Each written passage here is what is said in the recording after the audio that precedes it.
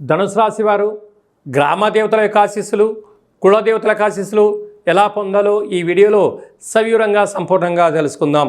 ధనుసు రాశిలో ఏ నక్షత్రాలు వస్తారగా మూలా నక్షత్రంలోని 4 పాదాలు, పూర్వాషాఢ నక్షత్రంలోని 4 పాదాలు, ఉత్తరాషాఢ నక్షత్రంలోని 1 పాదం కలిపితే ధనుసు రాశి. రాశాధిపతి దేవగురు బృహస్పతి.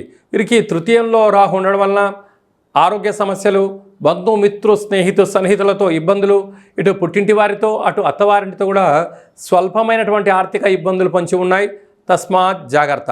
అర్ధాష్టమ శని కారణం వలన వీలైనంత వరకు సకాలంలో తిండి, సకాలంలో నిద్ర, తగు ప్రయాణాలు చేసేటప్పుడు జాగ్రత్తలు.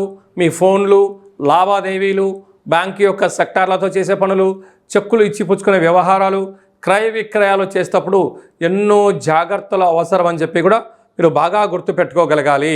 అదే కాకుండా ఎవరికైనా డబ్బులు ఇచ్చేటప్పుడు కానీ తీసుకునేటప్పుడు కానీ ఎన్నో జాగ్రత్తలు అవసరం.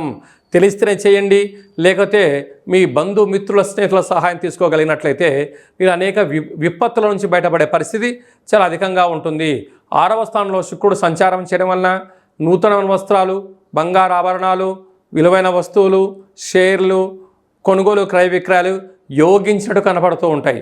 సప్తమంలో రవి, సప్తమంలో దేవగురు బృహస్పతి ఉండడం వలన విదేశాలకు వెళ్ళాలని మీ కోరిక నెరవేరుతుంది. విదేశాల్లో పెట్టుబడులు, ఉద్యోగాలు, వ్యాపార కార్యక్రమాల్లో అన్నింటా విజయం మీ సొంతమవుతుంది.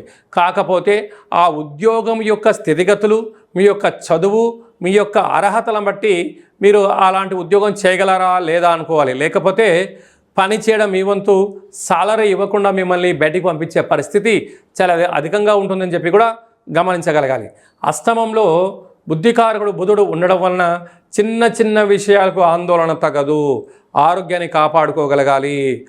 వేలకు తిండి, వేలకు నిద్ర, వేలకు ఆసనం, తగు వ్యాయామం అవసరం అని చెప్పి గుర్తుపెట్టుకోగలగాలి. భాగ్యస్థానంలో కుజుడు కేతు సంచార స్థితి ఉండడం వలన భార్యాభర్తల మధ్య ప్రేమానురాగాలు అవసరం. ప్రేమికుల మధ్య కూడా నమ్మకం కూడా అవసరం. దయచేసి అపనమ్మకం, ఓవర్ ఎక్స్పెక్టేషన్స్, అతిగా నమ్మి మోసపోయే పరిస్థితి చాలా అధికంగా ఉంటుంది. తస్మాత్ జాగ్రత్త.